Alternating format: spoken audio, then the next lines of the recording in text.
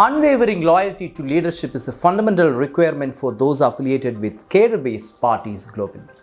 Kerala's ruling party, the CPIM, also identifies as a cadre party and similarly demands loyalty from its members. For the past 8 years, the CPIM has been firmly under the grip of Kerala Chief Minister Pinarayi Vijayan, resulting in minimal factional disputes within the party. Consequently, loyalty to the party has become nearly synonymous with loyalty to Vijayan. Left-back independent MLA P.V. Anvar, a controversial businessman turned politician who defected from Congress to join the LDF, has been someone to recognize this and act accordingly. Until recently, the Nilambur MLA seized every opportunity to demonstrate his unwavering loyalty to CM Vijayan. Although Anvar is not a party member, he positioned himself as the primary defender of Pinarayi Vijayan government and the left in the cyberspace. However, on September 26, Anvar did the unthinkable. He turned his guns on the Chief Minister, leveling scathing allegations, mocking him and calling for his resignation as Home Minister. The Chief Minister's graph has dropped from 100 to 0. He was a star, but he is no longer shining, said Anvar. Not stopping there, Anvar claimed that the CM was trying to elevate his son-in-law, Mohammad Riaz, to the hem and prioritized his family's pleasure trip over giving a proper funeral to former party state secretary Kodiyeri Balakrishnan. Anvar also indirectly suggested that it was the CM's adjustment politics for his family that led to the disruption of the Thrissur Puram and allowed the BJP to win the Thrissur seat in the general elections. For the first time in 8 years, a voice from within the left camp directly launched a brutal attack on Vijayan, an intensity not even seen from the opposition. What's more, Anvar positioned himself as a representative of comrades and minorities while attacking the CM.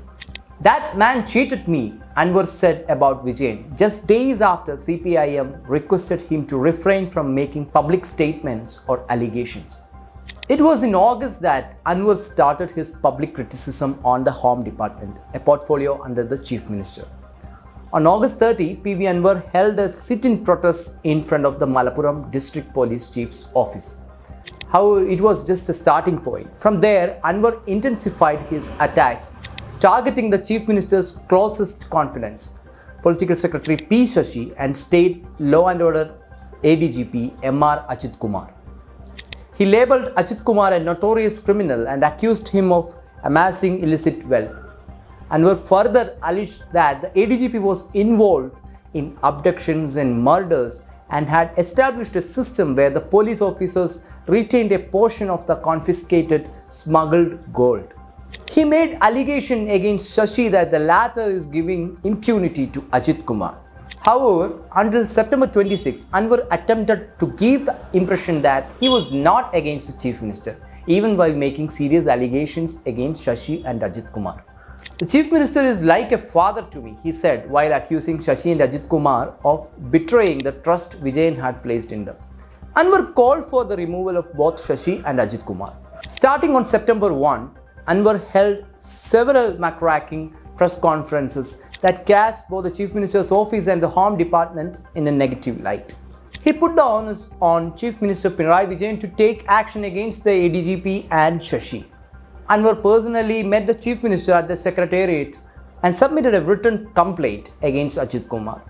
Incidentally, an inquiry led by DGP was initiated against the ADGP. A day after Anvar met the Chief Minister, leader of the opposition V.D. Satheeshan raised serious allegations against CM Vijayan and his trusted police official.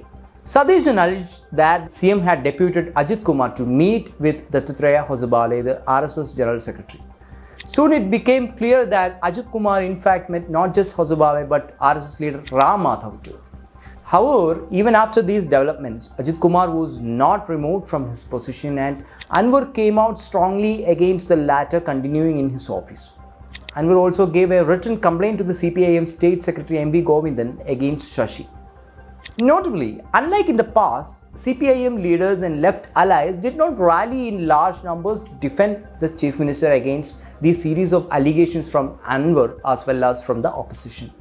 Leaders from allies like the CPI and RJD even publicly voiced their dissatisfaction with the CM's decision to shield the ADGP. While the CPIM State Secretary issued statements that appeared supportive of the Chief Minister, it became increasingly evident that the CM was becoming isolated within both the party and the broader left front. In fact, in the early stages of Anvar's criticism of the police, the party's State Secretary offered subtle, indirect backing. Anvar propelled the narrative that only God is behind him.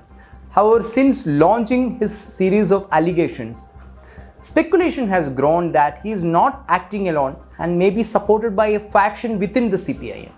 The timing of his action has been a key factor in this assumption. Anvar's accusations began just before the CPIM commenced its statewide branch conferences. Notably, on September 26, Anvar remarked that there is a sense of slavery within the party and claimed that even the party secretary lacks power. Anvar also made comments aimed at conveying to the party cadres that under Vijayan's leadership, party comrades and minorities have become victims, alleging that the Chief Minister has permitted the saffronization of the Kerala police. In the coming weeks, the party will hold local and area conferences. It seems likely that some expect Anvar's personal attacks on the CM to become key topics of discussion at these conferences. It may not be an exaggeration to say that it was after sensing movement against him from within the party seemingly made the CM to come out and defend himself and make a scathing attack on Anvar. During a marathon press conference on September 21, he referred to Anvar as someone with a Congress background, conveying the message that Anvar does not belong to the left fold. While attacking Anvar, it seems the CM was also reminding party leaders and cadres of the importance of loyalty. CM gave a clean chit to Shashi, while he also made it to a point to discredit Anvar, tagging as someone associated with gold smugglers. According to Anvar, these were the reasons that prompted him to conduct a press meeting on September 26 and retaliate. However, there seems to be background players who signaled him for an all-out attack. It has become evident that Anvar will no longer be part of the LDF. However, he has laid the groundwork to secure maximum support from the electorate in Nilampur, which has a significant minority population. He has also made a strong appeal to CPIM cadres and hopes to gain backing from a segment of comrades in the future as well.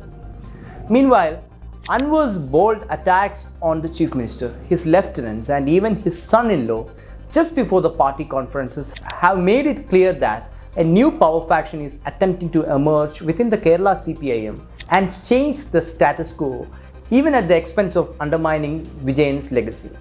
In the coming days and months, it will become increasingly clear who the beneficiaries of Anvar's pretended lone wolf actions are.